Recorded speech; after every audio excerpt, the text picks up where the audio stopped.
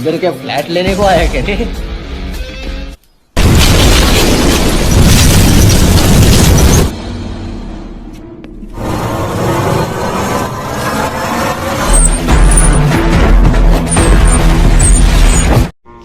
Assalamualaikum warahmatullahi wabarakatuh. Selamat berjumpa kembali bersama channel VNR Movie. Seperti biasa masih bersama saya Bang Jo. Kali ini saya akan menceritakan sebuah alur film yang berjudul Oke, tanpa berlama-lama, yang suka sama channel VNR Movie silakan untuk di subscribe dulu. Semoga kita semua diberikan kesehatan serta apa yang diceritakan semoga segera disemogakan. Amin ya robbal alamin. Adegan diawali di salah satu negara raksasa Asia, yaitu negara Cina. Terlihat beberapa orang kurir sedang mengantarkan secari kertas yang berisi informasi penting. Setelah melewati proses yang panjang, sampailah pesan itu pada seorang laki-laki asal India bernama Haris yang sedang menunggu di dalam sebuah kereta. Setelah membaca informasi itu, Haris segera pergi menuju ke sebuah toko buku dan membeli salah satu buku yang ada di sana. Lalu ia menuliskan sesuatu di buku tersebut dan segera mengirimkannya. Tak beberapa lama, Haris menerima panggilan dari seseorang yang memberitahukan bahwa ada pihak lain yang telah mengetahui pergerakan mereka. Orang tersebut meminta padanya agar sesegera mungkin keluar dari negara Cina. Pria itu juga mengatakan bahwa pihak lain itu sedang memburunya untuk mengetahui informasi apa yang ia berikan kepada Haris. Benar saja, tak beberapa lama datang beberapa pria bersenjata menghampiri untuk menangkapnya. Namun pria tersebut memilih untuk bundir dengan cara terjun dari atas gedung tempat ia menelpon tadi. Lalu adegan berpindah di sebuah jalan. Terlihat seorang pria berkacamata sedang melakukan sesuatu di pinggir jalan. Tak beberapa lama, Haris melewati jalan itu dan ia pun terjatuh dan langsung meninggal seketika dengan kondisi yang mengenaskan.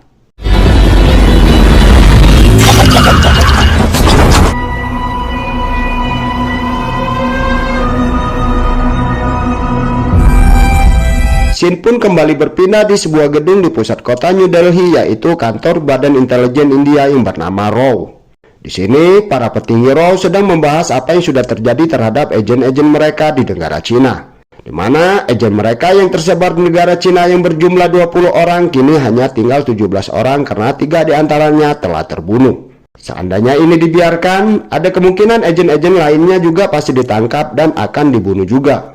Menurut pimpinan RAW, ada seseorang yang berniat untuk melemahkan RAW yang saat ini belum diketahui siapa orang tersebut. Tugas mereka adalah segera untuk mencari tahu siapa orang tersebut dan segera untuk menangkapnya. Lalu adegan berpindah ke sebuah gedung di pusat kota Mumbai. Terlihat seorang pengusaha sedang berbicara dengan sekelompok preman. Pengusaha tersebut berencana akan membangun apartemen di atas tanah 5 hektar di pusat kota Mumbai, yang nantinya dikelola oleh para sekelompok preman tersebut. Di sela percakapan mereka, datang seorang inspektur polisi bernama Yaswardan yang ingin membawa ketua preman tersebut ke pengadilan. Dengan sombong, sang ketua preman tersebut mengatakan bahwa tidak mungkin Inspektur Yas mampu menyeretnya di depan para anak buahnya tanpa menggunakan seragam kepolisian kebanggaan. Lalu, Inspektur Yas menceritakan sepenggal kisah. Ia mengatakan bahwa istrinya meninggal dunia sejak 5 tahun yang lalu. Sejak saat itu juga dirinya menjadi gila dan berkeinginan untuk mati menyusul istrinya.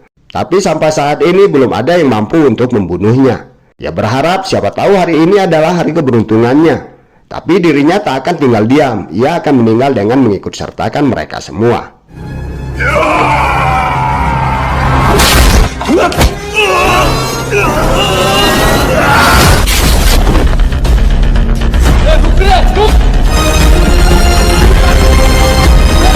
Sementara sebuah berita di televisi, seorang menteri sedang diwawancara oleh seorang wartawan tentang beberapa warga India yang meninggal di negara Cina. Menurut Pak Menteri, hasil dari penyelidikan intelijen bahwa warga negara India yang meninggal di Cina itu terlibat dalam kriminal.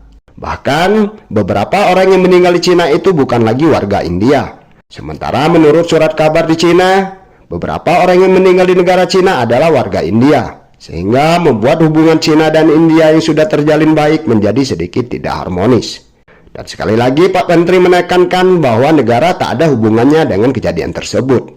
Dan mereka meninggal karena perang antar gangster. mereka bukanlah bagian dari organisasi RAW yang seperti para wartawan tuduhkan. Sambil mendengarkan berita dari televisi, Inspektur Yas mendapatkan kiriman paket berupa sebuah buku dari temannya yang bernama Haris. Saat membawa acara televisi itu menyebutkan nama-nama para korban meninggal, ternyata ada nama Haris Catur Depi. Barulah Yas tersadar bahwa sahabat terbaik dari masa kecilnya itu termasuk salah satu korban pembunuhan yang terjadi di negara Cina.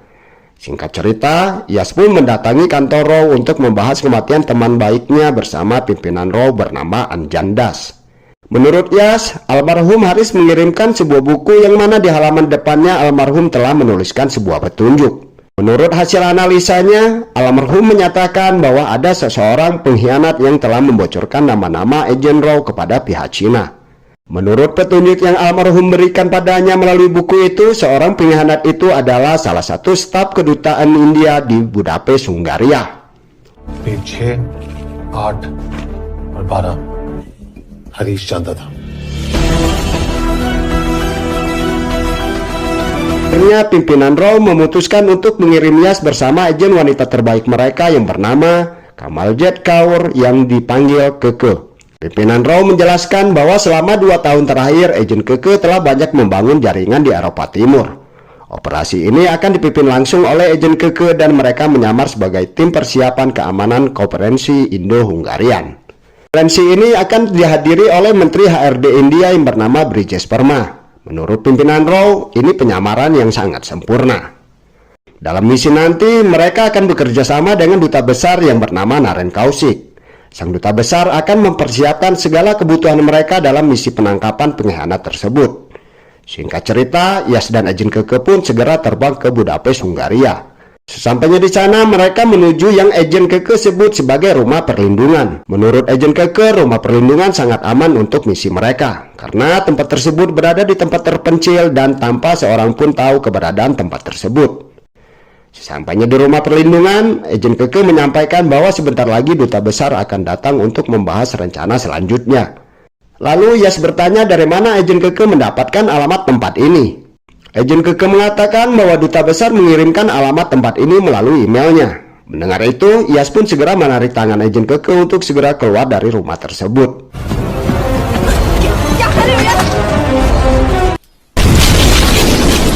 Benar saja, tak beberapa lama setelah mereka keluar, rumah itu pun meledak dan hancur. Setelah ledakan itu terjadi, tak jauh dari rumah itu seorang pria menelpon dan mengatakan bahwa pekerjaannya telah dilaksanakan dengan baik dan target telah meninggal. Di sisi lain, dengan perasaan yang panik, agen Keke menanyakan kepada Yas bagaimana ia bisa mengetahui kalau rumah perlindungan itu telah dipasangi bom. Yas menjelaskan jika pengkhianat itu bisa meretas sistem kedutaan besar untuk mendapatkan nama-nama agen RAW, maka pengkhianat itu juga bisa membaca semua email duta besar. Begitulah kepolisian Mumbai bekerja, insting, serangan, dan akal. Setelah mereka tiba di sebuah hotel, agen Keke segera menelpon duta besar. Ia mengatakan untuk membiarkan opini publik yang mengira mereka telah meninggal. Dan duta besar juga setuju dan akan segera mengatasinya. Di suatu rumah, seorang pria sedang menonton berita. Di dalam berita tersebut, duta besar mengadakan jumpa pers. Pak Duta Besar mengucapkan ikut berbelasungkawa atas meninggalnya 2 orang petugas mereka yang akan mengamankan jalan konferensi Indo-Hungarian. Lalu Pak Duta Besar mengatakan bahwa peristiwa ini tak menghentikan pertemuan itu dan konferensi tetap berjalan sesuai jadwal yang telah ditetapkan dan akan dibantu oleh pihak keamanan Hungaria. Di hotel, agen Keke sedang menganalisa semua data dari staf kedutaan Budapest untuk mencari petunjuk tersangka. Ia sendiri memilih untuk turun ke lapangan dan mendatangi sebuah klub, di mana di klub tersebut para staf kedutaan sedang mengadakan pesta. Setelah Yas kembali ke hotel, agen Keke memperlihatkan 3 dokumen calon tersangkanya. Nama ketiga calon tersangka tersebut adalah Vikas Gupta, Ansuman Saha, dan Amit Singh. Tapi Yas lebih tertarik dengan salah satu dokumen atas nama Sip Sharma. Tapi itu dibantah oleh agen Keke, karena menurut analisanya, Sip Sharma bersih dari dugaan-dugaan untuk memenuhi calon tersangka. Agen Keke lebih condong kepada Amit Singh karena rekam jejak pekerjaannya. Amit Singh sendiri sebelum ia ditugaskan di kedutaan Budapest, ia pernah 3 tahun bertugas di kedutaan besar India di Cina. Dan rencananya agen Keke akan memancing pengkhianat itu dengan cara mengirimkan email ke kedutaan Budapest menggunakan ID palsu. Nantinya isi email tersebut akan menjelaskan bahwa salah satu staf kedutaan Cina telah menyetujui untuk menjadi agen mereka dan akan mengadakan pertemuan di galeri House and Glass. Dan agen Keke juga menyampaikan siapapun pengkhianat itu pasti dia juga membaca email mereka. Dan jika dugaan mereka benar, tersangka juga akan muncul di pertemuan itu.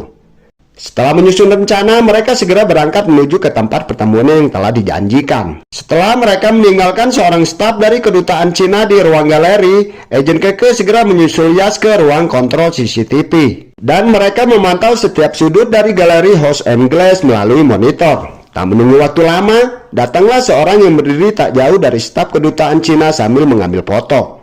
Orang tersebut adalah Amit Singh. Agen Keke pun segera memerintahkan Yas untuk segera menyergap Amit Singh. Namun saat ia melihat di mana tempat Yas tadi berada, ternyata Yas telah bergerak duluan. Namun Yas bukannya menangkap Amit Singh. Ia justru menuju ke semua meja yang ada di kafe di luar galeri. Namun meja tersebut telah kosong. Excuse me, what the hell is this? Sementara agen Keke dan rekan lainnya segera menangkap Amit Singh dan membawanya ke ruang pemantau CCTV untuk dilakukan interogasi.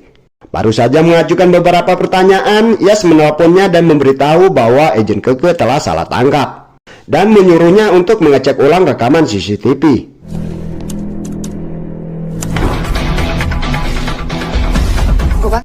Setelah melihat ulang rekaman CCTV, agen Keke pun sontak terkejut. Ia melihat Sip Sharma sedang memantau dari luar galeri. Ternyata orang yang selama ini dianggap bersih adalah seorang pengkhianat yang sedang mereka cari. Ia pun segera pergi untuk menyusul Yas yang sedang mengejar Sip Sharma ke apartemennya.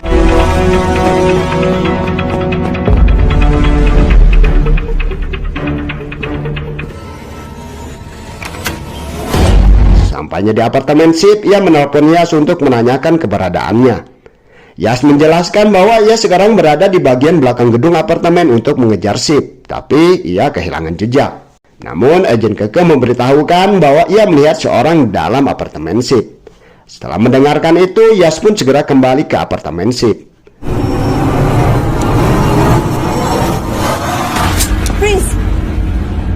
Tapi sesampainya di sana, ia hanya melihat agen Keke sudah terkapar di lantai tak sadarkan diri. Setelah mendapatkan sedikit keterangan dari agen Keke, Yas pun segera pergi ke atas gedung apartemen itu. Benar saja, ia melihat Sip mencoba untuk melarikan diri. Setelah adegan kejar-mengejar, atas kerja keras dan kekompakan mereka berdua, akhirnya Sip pun berhasil ditangkap dan segera mereka bawa ke kantor kedutaan besar. Dan malam itu juga mereka akan membawa Sip Sharma ke India untuk diinterogasi.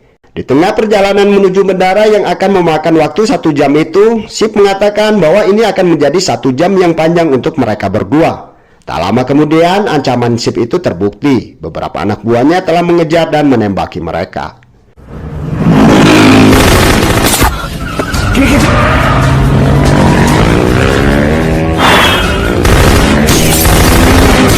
Serangan itu membuat sang sopir terkena tembakan dan tewas di tempat. Di dalam situasi yang kacau, Sip juga mengatakan bahwa dalam 30 menit ke depan ada agen Raw yang akan ia bunuh lagi. Setelah menghabisi beberapa anak buah Sip, mereka menuju ke sebuah gedung apartemen. Di sini Sip hanya memberikan sebuah clue untuk dipecahkan oleh Yas dan agen Keke. Petunjuk itu adalah dalam 30 menit, 1 malaikat dan 4 jalan.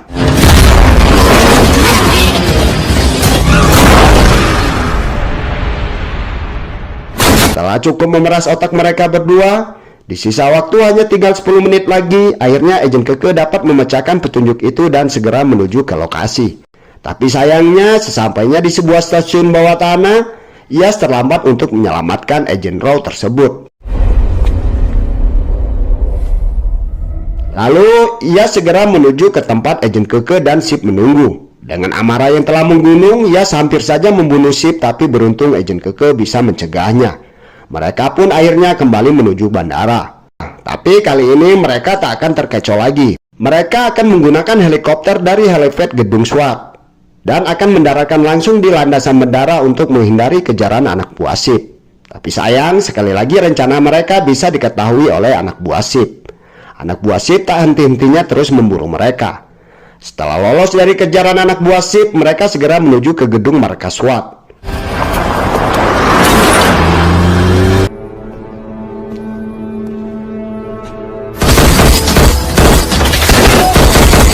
Di waktu mereka akan segera naik helikopter, tiba-tiba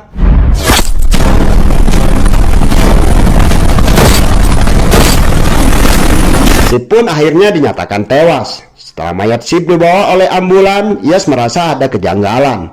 Lalu ia mencoba menganalisa kembali kejadian itu bersama Agent Keke. Menurut Yas, kenapa setelah seharian mereka mencoba menyelamatkan SIP dengan berbagai cara, tapi sekarang mereka membunuhnya, dan juga mengapa hanya SIP yang mereka bunuh? Di saat mereka sedang membahas dan mencoba menghubungkan setiap puzzle-puzzle peristiwa yang telah mereka alami, Yas ditelepon oleh seseorang yang tak dikenal. Benar saja, ternyata insting seorang Yas terbukti. Telepon itu dari seorang yang bernama Sip Sarma. Ternyata peluru yang ditembakkan oleh sang sniper itu adalah sebuah peluru canggih, semacam peluru bius yang terbuat dari racun laba-laba yang disebut Medusa Spider. Dan racun itu bisa menghentikan detak jantung manusia selama 30 menit.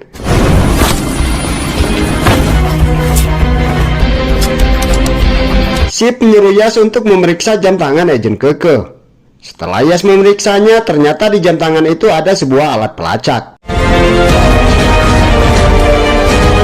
Mengetahui fakta itu, para petinggi RAW memerintahkan supaya Agent Keke segera kembali ke India untuk dilakukan penyelidikan keterkaitan alat pelacak yang ada di jam tangannya, karena itu adalah masuk dalam pelanggaran berat. 30 second late हो गई हो।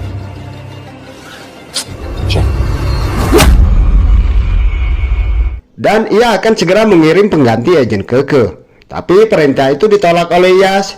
Yas mengatakan bahwa Agent Keke tidak terlibat dan ia masih memerlukan dan juga masih mempercayainya.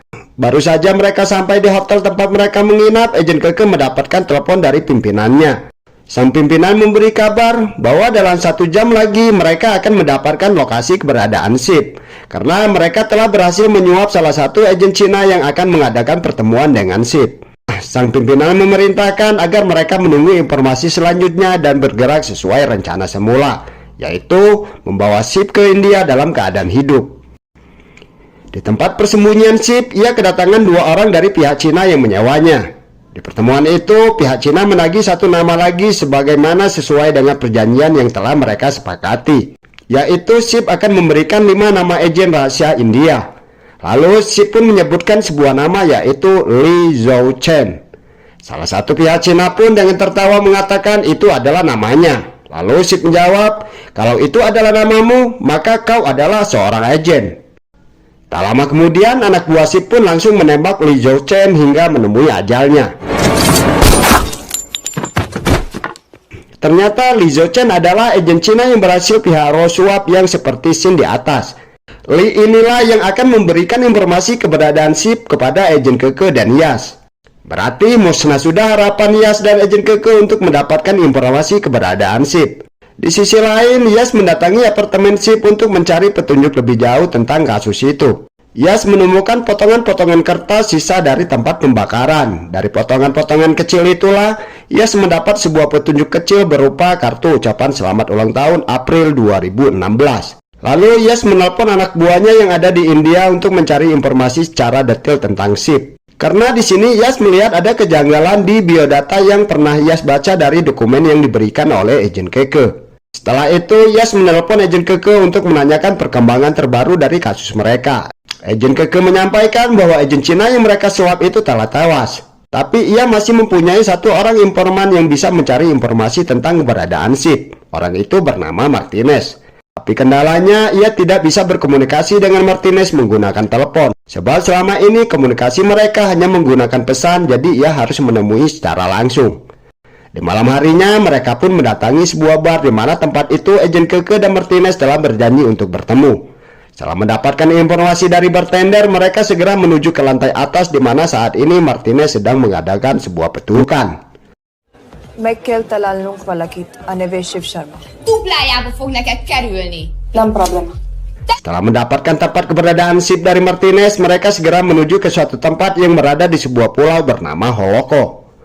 Di Di saat mereka tiba di suatu bangunan tua, mereka segera bergerak untuk mencari keberadaan Sip. Tapi sayangnya, sampainya mereka di dalam bangunan itu, mereka tak menemukan keberadaan Sip. Mereka hanya menemukan secangkir kopi yang masih panas. Ini menunjukkan bahwa Sip Sharma baru saja kabur dari sana. Mereka mencoba mencari di sekitar kota kecil yang damai itu. Yas mendapatkan telepon dari anak buahnya yang berada di India. Ternyata menurut penelusurannya di panti asuhan itu, ia mendapatkan fakta bahwa orang bernama Sip Sharma telah meninggal dunia 10 tahun yang lalu. Dan pada saat itu juga Yas melihat keberadaan Sip yang tak jauh dari lokasi mereka. Yas dan agen Keke pun segera mengejarnya, namun lagi-lagi Sip seperti belut dan berhasil lolos dari pengejaran mereka. Dalam keadaan putus asa, Yas menghubungi pimpinan Raw untuk memberikan informasi yang ia dapat dari anak buahnya tadi. Yas berasumsi Sip ini bukanlah Sip Sharma yang seperti selama ini mereka ketahui. Ada kemungkinan Sip telah mencuri data pribadi milik Sip Sharma untuk digunakan dalam kejahatan ini.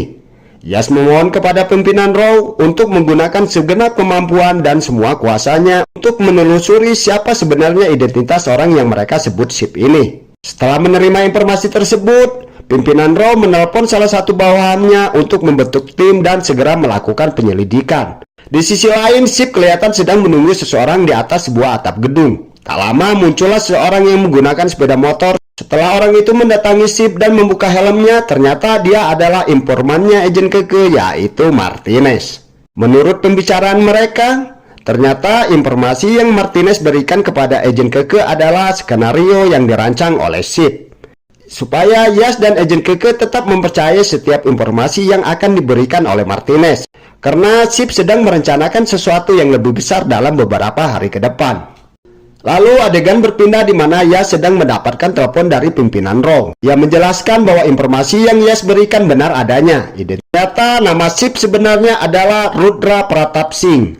Ayahnya yang bernama Karan Pratap Singh adalah bagian dari Raw dan telah bekerja selama 30 tahun.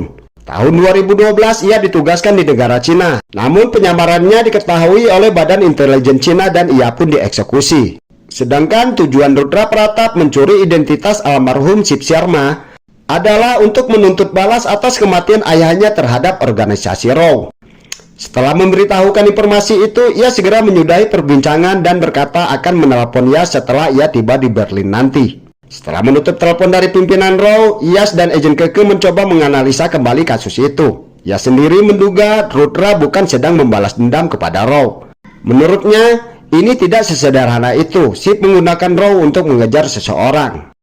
Lalu adegan berpindah ke flashback beberapa tahun yang lalu. Di ruang kerjanya, Rudra sedang berbicara dengan ayahnya yang menggunakan telepon. Di sini terungkap selama ini ayahnya ternyata telah membohongi seluruh keluarga mereka. Ternyata selama ini ayahnya adalah seorang agen Raw dan tidaklah bekerja di sebuah perusahaan teknologi yang seperti mereka ketahui. Mendengar kenyataan ini, Rudra benar-benar ketakutan dan tidak dapat mempercayai penjelasan dari ayahnya. Tapi itulah fakta yang sebenarnya. Rudra berharap agar ayahnya segera kembali ke India, tapi ayahnya berkata semua sudah terlambat. Sebelum dieksekusi, ayahnya berkata bahwa ia sangat menyayanginya, lalu berpesan agar Rudra menjaga ibu dan adiknya. Sesampainya di rumah, Rudra berserta ibu dan adiknya sedang menonton berita kematian ayahnya di televisi. Seseorang menteri sedang mengklarifikasi bahwa Karan Pratap bukanlah bagian dari agen Raw. Juga kematiannya tak ada hubungannya dengan Raw. Pembawa acara sempat mengatakan kepada sang menteri bahwa menurut informasi yang ia dapat dari keluarga, Karan Pratap sudah bekerja untuk Raw selama 30 tahun. Tapi pernyataan itu dibantah oleh Pak Menteri. Pak Menteri mengatakan Karan Pratap bekerja untuk Cina dan ia telah menjual rahasia negara. Dan Pak Menteri juga melanjutkan perkataannya bahwa Karan Pratap adalah seorang pengkhianat negara. Di depan mata Rudra dan adiknya, ibunya pun bunuh diri karena tidak kuat menerima kenyataan yang sedang keluarga mereka hadapi. Juga tekanan dari rakyat India yang melabeli mereka dengan sebutan keluarga pengkhianat negara. I can't take this anymore. Disinilah terungkap motif sebenarnya dari seorang yang bernama Rudra Pratap Singh. Sampai di sini, Mimin jadi dilema untuk menyikapi tindakan balas dendamnya dari seorang Rudra Pratap. Benar atau salah, tergantung dari sudut pandang kita masing-masing. Oke, cerita kita lanjutkan kembali. Saat ia sedang latihan menembak, ia baru sadar mengapa di waktu Rudra diinterogasi di kantor kedutaan, Rudra pernah berkata padanya, jangan pernah mengajaknya untuk berbicara tentang patriotisme dan pengkhianatan. Ia yakin Iyas tak mungkin menang adu argumen dengannya. Juga di suatu kesempatan di saat Iyas akan menembakinya, Rudra mengatakan bahwa ia melakukan ini bukan demi uang. Dengan terus mengingat penggalan-penggalan peristiwa yang telah terjadi selama ini, akhirnya Iyas menemukan apa tujuan sebenarnya yang Rudra rencanakan. Ya, target sebenarnya adalah Brijesh Perma, Menteri HRD India yang membidangi bagian intelijen negara, yang esok hari akan datang ke Budapest untuk menghadiri konferensi Indo-Hungarian. Tak lama kemudian, agen Keke mendatanginya untuk memberi kabar bahwa menurut informasi yang ia dapat dari Martinez, Rudra Pratap sekarang sedang berada di Berlin. Menurut agen Keke, sasaran berikutnya adalah Anjan Das, sang pemimpin RAW yang sedang berada di Berlin. Dan ia mengajak Iyas untuk segera terbang menuju Berlin sekarang juga. Namun semua itu dibantah oleh Iyas. Ia mengatakan bahwa Rudra masih berada di Budapest karena tujuan Rudra sebenarnya adalah untuk membunuh Pak Menteri HRD, yaitu Brijesh Perma. Lalu adegan berpindah ke sebuah rumah di mana Rudra dengan tatapan kosong sedang memandangi foto almarhum ayahnya. Setelah itu, ia mengenakan seragam kepolisian dengan segala perlengkapannya dan segera beranjak pergi. Di tempat lain, di sebuah gedung tempat diadakan konferensi Indo-Hungarian, terlihat Menteri HRD Brijesh Perma baru saja tiba. Ia langsung disambut oleh salah satu petinggi dari negara Hungaria dan mereka segera memasuki gedung pertemuan itu. Dalam gedung itu sendiri, Rudra dan beberapa anak buahnya juga sedang menuju ke aula tempat konferensi itu diadakan. Sisi Iyas dan agen Keke tampak mereka sedang dalam perjalanan untuk menuju ke gedung pertemuan itu juga. Di sini Iyas menjelaskan bahwa informasi yang agen Keke dapatkan dari Martinez yang mengatakan Rudra berada di Berlin itu adalah salah satu dari skenario Rudra sendiri. Mendengar pemaparan panjang lebar dari Iyas, agen Keke tersadar bahwa selama ini ia telah tertipu oleh informannya sendiri. Kenyataannya sekarang Martinez telah menjadi bagian dari anak buahnya Rudra. Lalu agen Keke akan menelpon atasannya agar dapat menghentikan konferensi itu. Tapi sebelum ia sempat menelpon, Iyas menghentikannya. Iyas mengatakan apabila konferensi itu dihentikan, mereka tak akan pernah dapat bisa menangkap seorang Rudra. Tapi menurut agen Keke, kalau konferensi itu tidak dihentikan, itu sangat berbahaya dan akan mengancam keselamatan nyawa dari sang menteri. Tapi Iyas mengatakan ia mempunyai cara untuk menghadapi situasi ini. Metode ini sedikit ekstrim, yaitu mereka akan menembakkan Pak Menteri itu sendiri. Perbedaannya adalah kalau penembak itu dari pihak Rudra menembak Pak Menteri niatnya untuk membunuh, sedangkan mereka menembak Pak Menteri untuk menyelamatkan nyawa Pak Menteri itu sendiri. Skenarionya di saat agen Keke menembak Pak Menteri hanya satu orang yang tidak lari dari ruangan itu, yaitu Rudra Pratap Singh. Namun agen Keke sedikit meragukan kalau Rudra berada di sana. Tapi Iyas meyakinkannya bahwa Rudra pasti ada di sana. Di dalam gedung pertemuan, terlihat seorang sniper sedang menyiapkan senjatanya, sedangkan di luar, Iyas dan agen Keke juga baru saja tiba. Sebelum mereka masuk, agen Keke masih memperdebatkan kenapa harus dia yang menembak Pak Menteri. Agen Keke memberitahukan bahwa ia selama ini tidak bisa menembak dan belum pernah melakukannya. Tapi Iyas meyakinkannya bahwa agen Keke pasti bisa dan punya kemampuan untuk itu. Setelah berhasil meyakinkan agen Keke, mereka pun segera masuk ke dalam gedung pertemuan dan mereka harus berpisah untuk menjalankan tugasnya masing-masing yang sebagaimana telah mereka rencanakan sebelumnya. Dari atas, Iyas terus memantau dan mencari keberadaan Rudra di setiap sudut ruangan itu. Sedangkan agen Keke sendiri mencari tempat yang paling ideal untuk menjalankan tugasnya. Tak berselang lama, di aula pertemuan Pak Menteri akan segera naik ke podium untuk diminta berpidato pembukaan konferensi Indo-Hungarian. Di lain sisi, terlihat sang penembak jitu mulai mengarahkan senjatanya ke podium menunggu momen yang pas untuk mengeksekusi Pak Menteri. Posisi agen Keke sendiri, ia beberapa kali mengarahkan pistolnya ke arah Pak Menteri. Akhirnya, setelah beberapa kali melakukan percobaan, agen Keke pun berhasil menembakkan pistolnya tepat di bagian bahu sebelah kanan sang Menteri. Definitely going to be a new dawn that is based on common goals. The country. Setelah Pak Menteri tertembak, seisi ruangan itu berhamburan untuk menyelamatkan diri masing-masing. Hanya satu orang yang tampak mematung di tengah kekacauan itu. Ya, orang itu adalah Rudra Pratap Singh.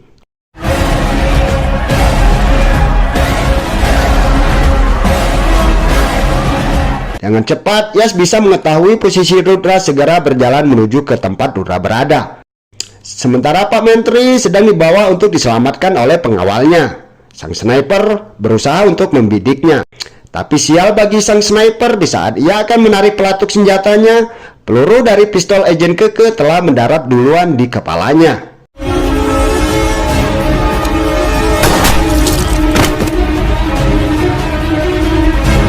Sementara di lantai bawah, di saat Yas berusaha menghadapi anak buahnya Rudra sendiri terus mengejar dan terus berusaha untuk membunuh Pak Menteri. Sampai pada titik di mana pengawal terakhir Pak Menteri tewas.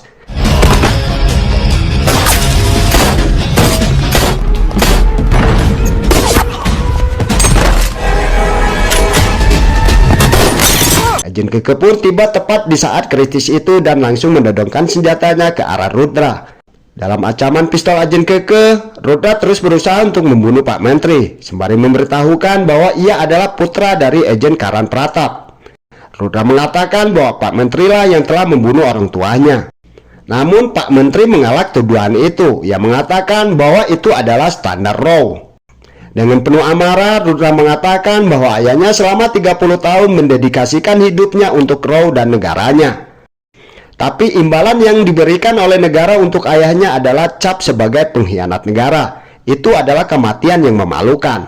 Tapi Pak Menteri mengatakan bahwa semua agen Raw tahu konsekuensinya seandainya mereka tertangkap. Lalu Agen Keke mencoba untuk menenangkan Rudra seraya mengatakan bahwa tindakan Pak Menteri memanglah salah terhadap keluarganya. Tapi apabila Rudra juga membunuh Pak Menteri, itu berarti Rudra tak berbeda dengan Pak Menteri. Di tengah perdebatan itu, Yas datang dan tak banyak bicara langsung menembak Rudra. अरे सर मारेंगे.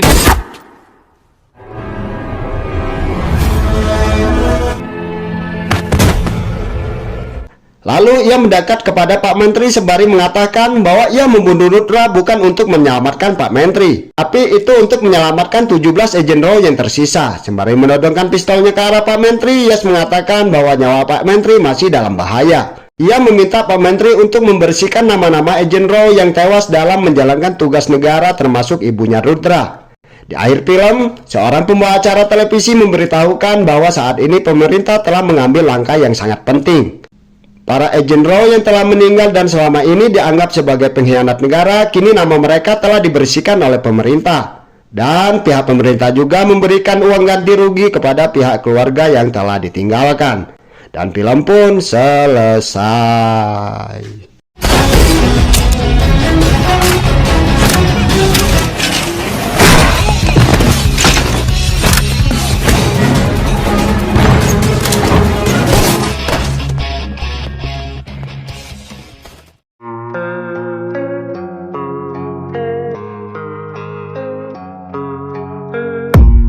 I don't really know what comes next. I'm just doing my best, even though I'm so stressed out.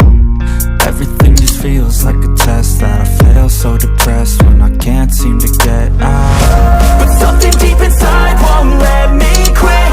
I swear that I'm inspired by all this shit. Tell me that I can and I won't. That's what guides me the most. Your lies, I'll do what I want.